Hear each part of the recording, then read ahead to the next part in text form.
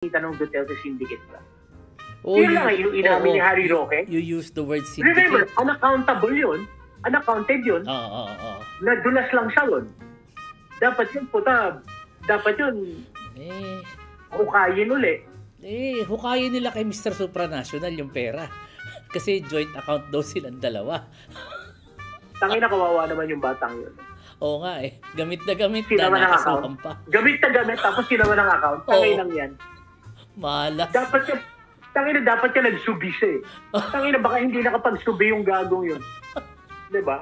Parang tangina, may tsura ka lang. Dami naman babaeng matino dyan. Talaga doon ka talaga sa... Tapos kasuhan ka pa. Malas. Tangina, diba?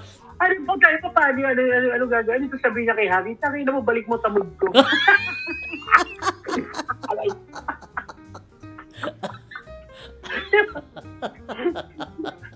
Tangina mo, balik mo. Sabihin naman ni Harry, wala na, naitake ko na.